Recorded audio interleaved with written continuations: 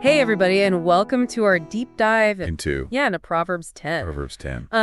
You know, It's a good one. this chapter is full of these like short punchy sayings about how to live a good life. Mhm. And it's really got me thinking about the choices that we make every day. Yeah. What I found super interesting is how often it puts, two paths in front of us, Yeah. wisdom versus folly, right versus wrong. It's like those ancient writers, like they really understood Right. the power of contrast, wouldn't you say? Yeah, Putting those opposites together, it makes you stop and think like, totally. yeah, where am I on this? Which path are you on? Yeah.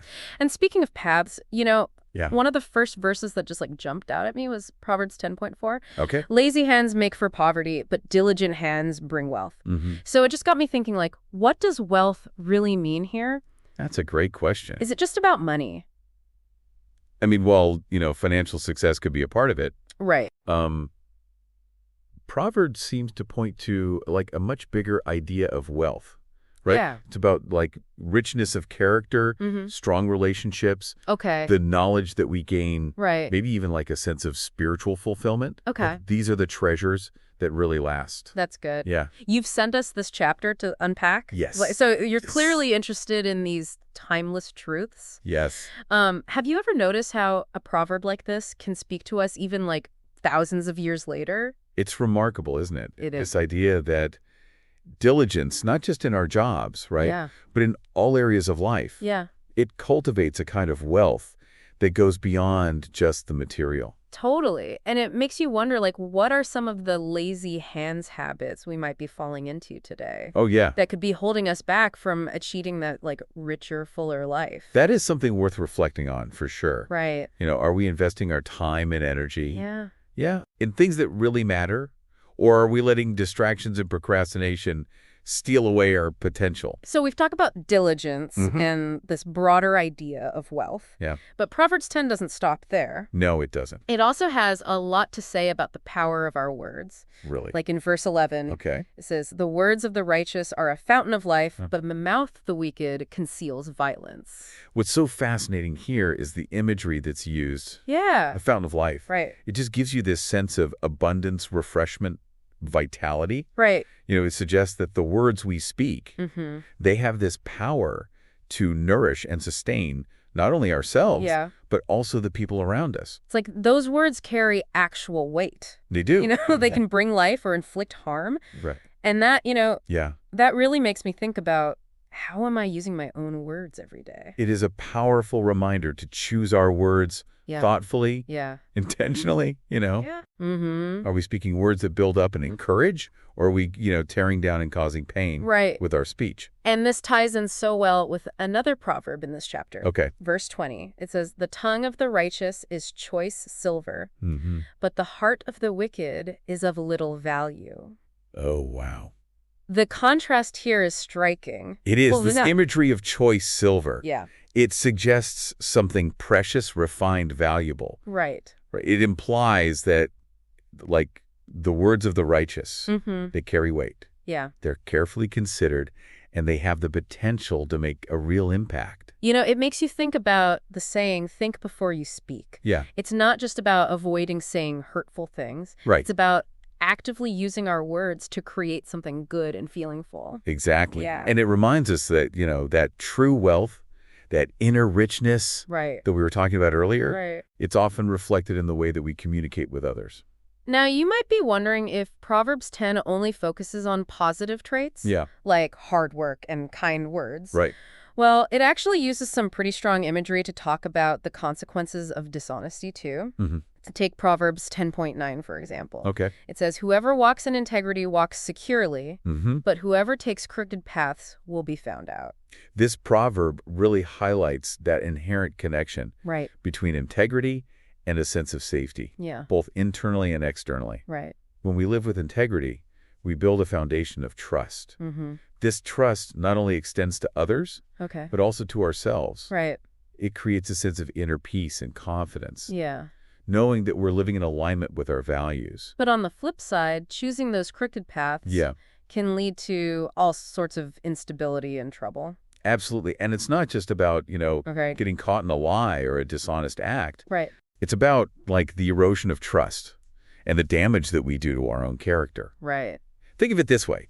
Would you rather build a house on solid ground or on shifting sand? That's a great analogy. Yeah, It makes you think about those long-term consequences of our choices, absolutely. whether we're building a career, a relationship, or our own sense of self-worth. It really does. Yeah. It speaks to this idea that, Yeah. true security, it comes from living in alignment with our values, Right. being honest with ourselves and others, Right. and making choices that build trust rather than erode it. So we've touched on diligence, the Mm. power of words, the Yeah. importance of integrity, but Proverbs 10 also has some interesting things to say about discipline and correction. Okay. Proverbs 10.7 says, "Whoever heeds discipline shows the way to life, but whoever ignores correction goes astray." This proverb really emphasizes the importance of being open to feedback, Okay, learning from our mistakes, right. and having the humility to receive guidance. Yeah. I mean, we all make mistakes, right? Yeah. But it's what we do with those mistakes that really matters. It feels like sometimes people are so resistant to correction, though. Oh, yeah. Why do you think that is? I think it often boils down to pride. Right. We don't like to admit we're wrong Yeah. or that we need help. Mm-hmm. But the truth is, Yeah. none of us are perfect. Right. We all have blind spots. So how can we get better at accepting correction? That's a good question. Is it just about swallowing our pride? It certainly takes humility, Okay. but I think it's also about cultivating like a growth mindset. Mm-hmm. It's about seeing challenges and setbacks Yeah. as opportunities for learning and development Huh. rather than as like personal failures. Right. Yeah. And sometimes that correction might not come in the form of someone directly telling us we're wrong. Right. It could be a difficult experience, Uh-huh. a failed project, Yeah. or even a broken relationship that forces us to reevaluate our choices. Absolutely. Right. It's about being open to learning from all of life's experiences, the positive and the negative. Yeah. And sometimes those like really painful experiences, Mm-hmm. they can be the most transformative Right. if we allow them to be. So we've covered a lot of ground already. Yeah. Work ethic, communication, uh, integrity, yeah. the need for correction. Mm-hmm. But there's one more theme I want to explore before we wrap up this part of our deep dive, Okay. and that's the concept of blessings. That's a great point. Yeah. Proverbs 10.22 says, "The blessing of the Lord brings wealth without painful toil for it." Mm-hmm. This proverb, it really gets to the heart of what true riches are all about. Okay, so if we're not just talking about material wealth, Right? what does it mean to be rich, according to Proverbs? That's a wonderful question. Right. And it's one that I think, Yeah. we'll continue to explore Mm-hmm. throughout our deep dive. Right. But for now, I think it speaks to a state of contentment, gratitude, and inner peace. Yeah. That comes from aligning our lives with a sense of purpose Right. and finding joy in the simple things. Yeah. Mm. I love that. It's Yeah. not about chasing after more and more, but Yeah. about appreciating what we have, Yeah. finding true fulfillment in our connections with others and with something bigger than ourselves. I think that's a great place to pause for now. Yeah. We've covered a lot of ground in this first part of our deep dive, Mm-hmm. and I'm excited to continue exploring these themes with you in the next segment. Okay. Sounds good. All right, I'm excited too. Great. As we delve deeper into Proverbs 10, one of the things that strikes me Yeah. is how it doesn't shy away from, like, Right. the consequences of our choices. Right. It paints a very vivid picture Yeah. of the contrasting outcomes of choosing wisdom or folly.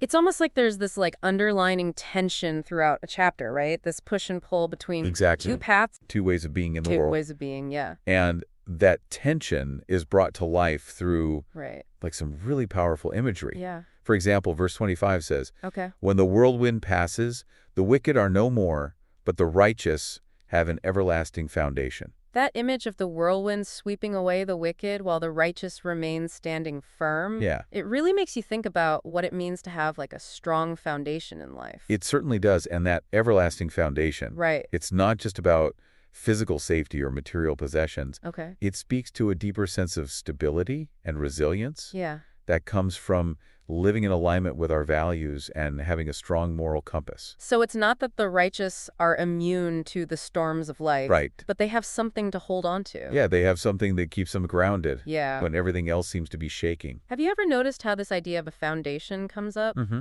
in so many different areas of life? Yep. We talk about building a strong foundation in our relationships, in our careers, in our personal development. Yeah, it seems like a universal principle for creating something Yeah, lasting and meaningful. exactly. In the context of Proverbs, it points to this idea Mm-hmm. that true security and stability come from aligning our lives with something bigger than ourselves. And speaking of aligning ourselves with something bigger, Yeah.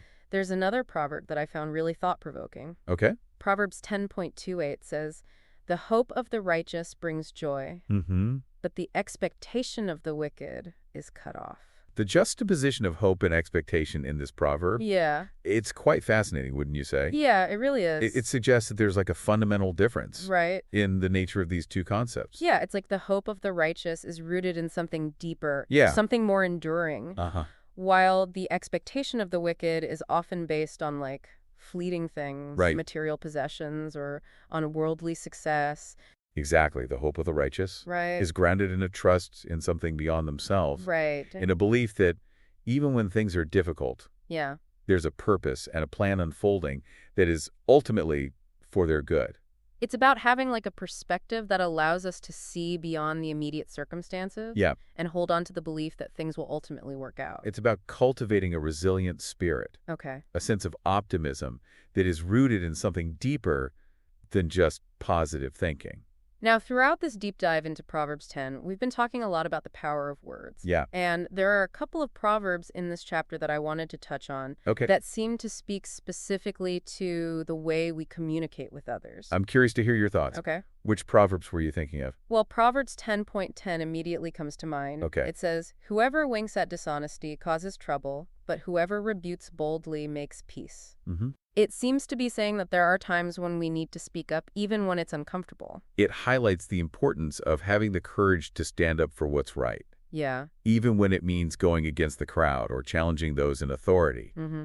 It's about recognizing that silence can sometimes be complicit Right. and that there are times when we need to use our voices Right. to speak truth to power. It makes you think about all the times in history when people have remained silent in the face of injustice Yeah. and the consequences that have followed. It's a powerful reminder that we all have a responsibility to speak out against wrongdoing Yeah. and to work towards creating a more just and equitable world. Right. And sometimes that starts with simply having the courage to say, this isn't right. And then there's Proverbs 10.18, Okay. which says, "Whoever hides hatred is a liar, and whoever spreads slander is a fool." Mm-hmm. It seems like a pretty straightforward condemnation of dishonesty and gossip. It certainly is. Right. This proverb emphasizes the importance of honesty and integrity in our communication. Okay. It's a warning against harboring resentment Right. or speaking ill of others behind their backs. It makes me think about how easy it is to get caught up in negativity and gossip. Oh yeah, especially in today's world Right. where information spreads so quickly. Exactly. But ultimately, those kinds of conversations, they Right. just breed more negativity and division. So we've talked about the contrasting outcomes of choosing wisdom or folly, Uh-huh. the importance of having a strong foundation, Mm-hmm. the difference between hope and expectation, Yeah. and the need for honesty and integrity in our communication. Yes. As we wrap up this part of our deep dive into Proverbs 10, Okay. I want to circle back to something you mentioned earlier. Okay. This idea of the vivid contrasts between wisdom and wickedness Right. that we see throughout the chapter. Yes, that's such a central theme in Proverbs 10. Right, It's constantly presenting us with these two paths, right. inviting us to choose wisely and highlighting the consequences of those choices. One of the proverbs that really stood out to me in that regard is Proverbs 10.30. Okay? It says, "The righteous will never be uprooted, but the wicked will not remain in the land." That's a fascinating proverb. It is. It speaks to the ultimate stability and security Mm-hmm. that come from living a life aligned with a higher purpose. Yeah, The righteous are rooted in something eternal, right. something that can't be shaken by the storms of life. So while the wicked may experience temporary success or pleasure, Yeah, ultimately their foundation is unstable. right. And their pursuit of selfish gain will ultimately lead to their downfall. Exactly. It's a sobering reminder that our choices have consequences, Mm-hmm. and that ultimately it's in our best interest to choose the path of righteousness, even when it's difficult. And that leads us to a really important question for you to ponder as we move into the final part of our deep dive. Okay. How can we cultivate that kind of groundedness that allows us to weather the storms of life? Right? What practical steps can we take to build a life that is rooted in wisdom and righteousness? as we've been like exploring these proverbs together, Hmm. it's really striking how relevant they still are today. Yeah. We're talking about like ancient wisdom that speaks directly to Right. the challenges and choices we face in the 21st century. It is remarkable, isn't it? It is. These proverbs, they offer these like timeless principles Yeah, for navigating life's complexities, for building strong relationships, right. for cultivating a sense of inner peace and purpose. One of the key takeaways, I think, from Proverbs 10 is Oh, this emphasis on personal responsibility. that's right. It's not about waiting for things to happen to us or blaming others for our circumstances. Right. It's about recognizing that Uh-huh. we have the power to choose our path, Yeah. to shape our character, and to create a life that's aligned with our values. Proverbs 10 repeatedly reminds us that our choices have consequences Yeah. and that ultimately we are responsible for the direction of our lives. That brings us to a really interesting proverb that I wanted to highlight before we wrap up Okay? our deep dive. Okay? Proverbs 10.31 says, "From the mouth of the righteous comes wisdom, Mm-hmm. but a perverse tongue will be silenced." It's a powerful image. It is, isn't it? It suggests that our words, Right, they have a profound impact, right, and that the way we use our voices can either promote wisdom and understanding right.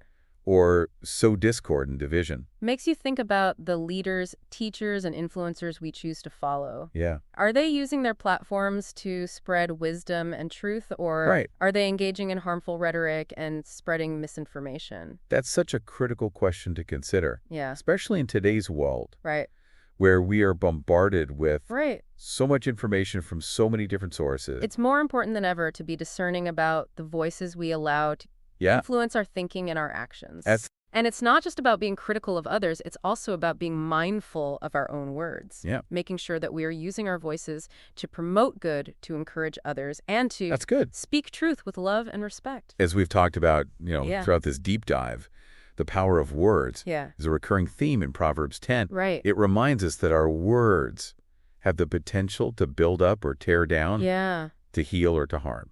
That leads us beautifully to the final proverb in this chapter. Okay. Proverbs 10.32 says, "The lips of the righteous know what finds favor, Mm-hmm. but the mouth of the wicked only what is perverse." Powerful. It's like a final reminder to choose our words Right. carefully and intentionally. Yes, a call to action. Yeah. To use our voices for good, Mm-hmm. to speak words that are life-giving and encouraging, Yeah. and to make a conscious effort to create a more positive and harmonious world Right.